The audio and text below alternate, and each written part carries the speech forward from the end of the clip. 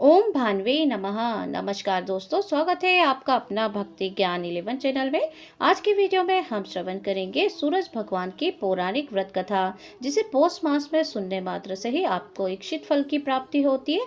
साथ ही हम जानेंगे कि पौष मास में अगर आप रविवार का व्रत कर रहे हैं तो आपको कैसे करना चाहिए, इसकी पूजन विधि क्या है। साथ ही हम कथा, आरती एवं इसके फल की प्राप्ति की बात करेंगे। तो वीडियो बहुत ज़्यादा महत्वपूर्ण है, अंत तक जरूर साथ में बने रहिए। तो देखिए, रविवार सूर्य देवता की पूजा का वार है। जीवन में सुख समृद्धि, धन संपत्ति और शत्रुओं से सुरक्षा के लिए रविवार का व्रत सर्वश्रेष्ठ है। रविवार का व्रत करने व कथा सुनने से मनुष्य की सभी मनोकामनाएं पूरी होती हैं। मान सम्मान, धन, यश तथा उत्तम स्वास्थ्य मिलता है। अब हम जानेंगे कि रविवार का व्रत आपको कैसे करना चाहिए, अर्थात इसकी पूजन विधि क्या है। तो सूर्य का व्रत 1 वर्ष या 3 रविवारों तक, अर्थात 30 रविवारों तक और 12 रविवारों तक करना चाहिए। आप या तो 30 रविवार कर लीजिए या 12 रविवार कर सकते हैं। वर्ष में आपको टोटल 30 रविवार तक करना चाहिए। रविवार को सूर्योदय से पूर्व बिस्तर से उठकर शौच व स्नान आदि से निवृत्त होकर स्वच्छ लाल रंग के वस्त्र पहनना चाहिए। तत्पश्चात घर के किसी भी पवित्र स्थान पर भगवान सूर्य नारायण की स्वर्ण निर्मित मूर्ति या चित्र स्थापित कर लीजिए। इसके बाद विधि विधान से गंध पुष्प आदि से भगवान सूरज नारायण का पूजन करें। पूजन के बाद व्रत कथा जरूर से सुनिए, क्योंकि व्रत कथा सुनने के बाद आपको आरती भी करना होती है। और व्रत कथा अगर आपने पूरी सुनते हैं तो आपको सुनने मात्र से ही आपको संपूर्ण इच्छित फल की प्राप्ति जरूर से होती है। तत्पश्चात सूरज भगवान का स्मरण करते हुए ओम ह्राम ह्रीम रोम सा सूर्याय नमः इस मंत्र का जाप 12 या 5 अथवा 3 माला जप जरूर से करना चाहिए।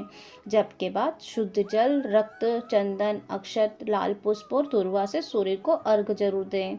सात्विक भोजन व फलाहार करें। भोजन में गेहूं की रोटी, दलिया, दूध, दही, घी और चीनी खाएं। रविवार के दिन नमक नहीं खाएं। तो चलिए, अब हम आज की वीडियो में श्रवण करेंगे सूरज भगवान की पौराणिक व्रत कथा। तो आइए, सूरज भगवान का ध्यान करते हुए आज की व्रत कथा हम प्रारंभ करते हैं। प्राचीन काल में एक बुढ़िया माई थी। वह नियमित रूप से रविवार का व्रत करती थी। रविवार के दिन सूर्योदय से पहले उठकर बुढ़िया स्नान आदि से निवृत्त होकर आंगन को गोबर से लीप कर स्वच्छ करती थी। उसके बाद सूर्य भगवान की पूजा करते हुए रविवार का व्रत कथा सुनकर भगवान सूर्य नारायण को भोग लगाकर दिन में एक समय भोजन करती थी।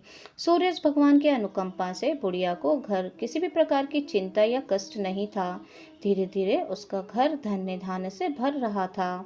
उस बुढ़िया को सुखी होते देख उसकी पड़ोसन उससे जलने लगी। और बुढ़िया ने कोई गाय नहीं पाल रखी थी, अतः वह अपनी पड़ोसन के आंगन में बंधी गाय का गोबर लाती थी।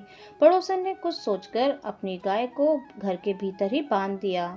रविवार को गोबर न मिलने से बुढ़िया अपने आंगन नहीं लीप सकी, और आंगन न लीप पाने के कारण उस बुढ़िया ने सूरज भगवान को भोग नहीं लगाया। उस दिन स्वयं भी भोजन नहीं किया। सूर्यास्त होने पर बुढ़िया भूखी प्यासी सो गई। प्रातःकाल सूर्योदय से पूर्व उस बुढ़िया की आंख खुली तो वह अपने घर के आंगन में सुंदर गाय और बछड़े को देखकर हैरान हो गई। गाय को आंगन में बांधकर उसने जल्दी से उसे चारा लाकर खिलाया, और पड़ोसन ने उस बुढ़िया के आंगन में बंधी सुंदर गाय और बछड़े को देखा तो वह उससे और अधिक जलने लगी। तभी गाय ने सोने का गोबर दिया, और सो गोबर को देखते ही पड़ोसन की आंखें फट गईं। पड़ोसन ने उस बुढ़िया को आसपास ना पाकर तुरंत उस गोबर को उठाया और अपने घर ले गई तथा अपनी गाय का गोबर वहां रख आई। सोने के गोबर से पड़ोसन कुछ ही दिनों में धनवान हो गई। गाय प्रतिदिन सूर्योदय से पूर्व सोने का गोबर किया करती थी, और बुढ़िया के उठने से पहले पड़ोसन उस गोबर को उठाकर ले जाती थी। बहुत दिनों तक बुढ़िया को सोने के गोबर के बारे में कुछ पता ही नहीं चला।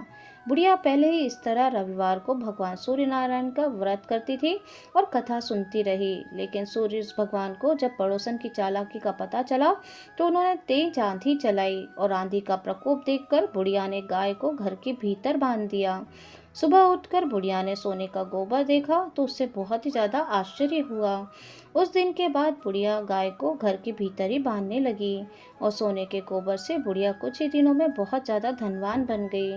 उस बुढ़िया के धनी होने से पड़ोसन बुरी तरह जल भुनकर राख हो गई, और उसने अपने पति को समझा बुझाकर उसे नगर के राजा के पास भेज दिया। सुंदर गाय को देखकर राजा बहुत ही ज्यादा खुश हुआ। सुबह जब राजा ने सोने का गोबर देखा तो उसके आश्चर्य का ठिकाना ना रहा। उधर सूर्य भगवान को भूखी प्यासी बुढ़िया को इस तरह प्रार्थना करते देख उस पर बहुत करुणा आई। उसी रात भगवान सूरज ने राजा को स्वप्न में कहा कि राजन, बुढ़िया की गाय व बछड़ा तुरंत लौटा दो, नहीं तो तुम पर विपत्तियों का पहाड़ टूट पड़ेगा, तुम्हारा महल नष्ट हो जाएगा। सूर्य भगवान के स्वप्न से बुरी तरह भयभीत होकर राजा ने प्रातः उठते गाय और बछड़े को बुढ़िया को लौटा दिया और राजा ने बहुत सा धन देकर बुढ़िया से अपनी गलती के लिए क्षमा मांगी। राजा ने पड़ोसन और उसके पति को उसकी इस दुष्टता के लिए दंडित किया।